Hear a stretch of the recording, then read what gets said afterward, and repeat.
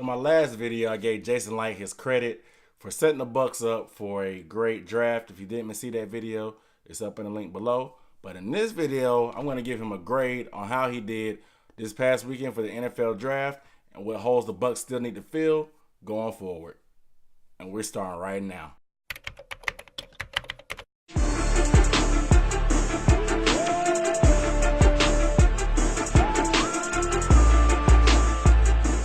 What up, dude? What's up, everybody? It's Aaron Duncan here with the Necessary Bluntness Sports Talk. Man, you guys already know what it is. It's a channel we might not tell you what you want to hear, but we're definitely going to tell you what you need to hear. And if it's your first time here on this channel, I'll give you a recap and analysis of the best division in the NFL, the NFC South. So if you want to see more videos about the Bucs, the Panthers, the Saints, or the Falcons, go ahead and subscribe button below right now. You don't need to waste any time. Give the video a thumbs up too while you're at it. Share this with your friends. Share this with another Bucs fan that you think is going to be interested. And go ahead and leave a comment below. Let me know what you guys thought about the draft yourself. Hey, real quick, guys, before I get into the video, I know with the season coming up soon and it's a little bit downtime right now, I want to build a little bit more community with us, man. I know sometimes we get to going at it in the comments, but I want to start a Facebook group that we all can join and just talk about different stuff and bounce different news and discussions off of each other, talk trash to each other. Maybe even start a fantasy league in the fall. I'll probably do some giveaways or something just to keep everything spiced up. So if you want to get in the Facebook group, leave a comment below. Let me know you want to get in on it. I'll get you hooked up. We'll go from there. So raise your hand if the first round kind of confused you if you're a Bucs fan. First of all, I was taken back by the trade in the first place to move back out of the top 10. I mean, if you can get some picks, that's cool. But you didn't make them give up a first-round pick. I think you should have made them give up a first-round pick. However, you were able to flip it into 2 second-round picks, which is cool. But hey, real quick, let me guys know what down below in the comments, what grade would you give the Bucs and Jason Light on the draft they had this past weekend? I mean, I know they feel some needs, but that trade was kind of puzzling. So let me know what you guys think down below in the comments. So I'm thinking to myself, in my mock draft, I had them taking Derwin James because we all desperately know how much help they need in the secondary. But I'm like, dang, they blew their chances. No, they moved back to 12. Derwin James is still on the board. I'm like, oh, snap, man. They flipped that first-round pick and still can get that guy. I'm like, all right, go ahead, put it on the board. I'm also thinking to myself, Jason Light, you slide devil, you, man. You knew who you wanted this whole time, and you still were able to get those picks. However, when I saw Goodell call out Vita Vea's name, I was like, what? All that time you put into shoring up the front four during the offseason meant nothing.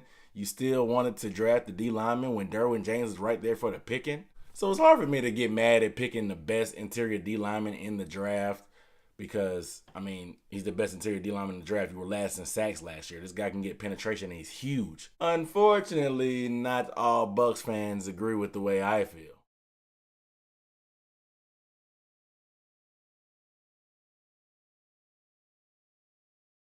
If you hadn't heard, some guy named, some kind of nose guy got in trouble for threatening Jason Light on Twitter.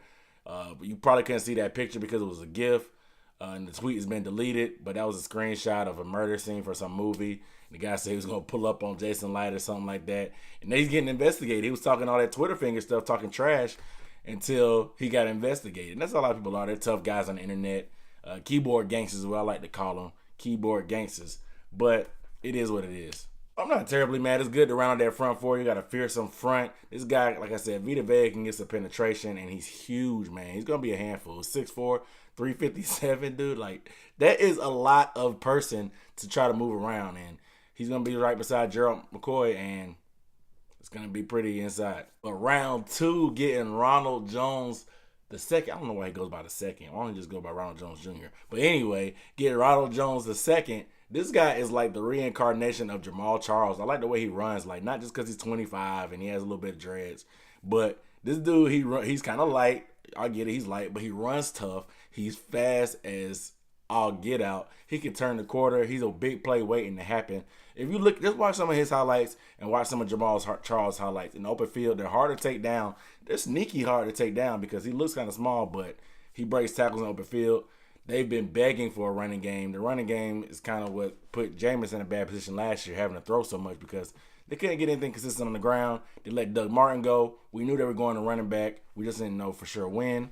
But Ronald Jones is that guy. I love the pick when they got him in his second. I'm looking for him to be his day one starter, man. So, hey, Peyton Barber, Quiz Rogers, look out. Back-to-back picks of MJ Stewart and Carlton Davis lets me know that Vernon Hargreaves, hey, you better get on your job, bro. I don't care how high you were picked or what university you went to. You've been suspect, dog. And Jason Light not playing, bro. There's too many good receivers in this division. He had to get more depth. You can easily find yourself being bumped down. MJ Stewart, man, he's physical. He can play the nickel. He's real strong. He's tall, 6 feet tall. He's mean, man. He's mean. He makes plays all over the place, man. If you watch some of his highlights from the ACC, he's a playmaker. He can blitz. He can tackle well. Like I said, he likes to tackle, man. He's a good guy. Now, Carlton Davis, man, he's an SEC corner, so you already know what he's about, man. He's like stupid tall. He's like ridiculous. I think he's like 6'1", 6'2".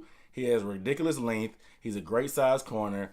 These guys like that with the size, speed, and strength combination of him, he's real physical. He can be a little bit grabby a little bit with the pass interference, but that's just his nature with his long arms, and he makes a lot more plays than penalties.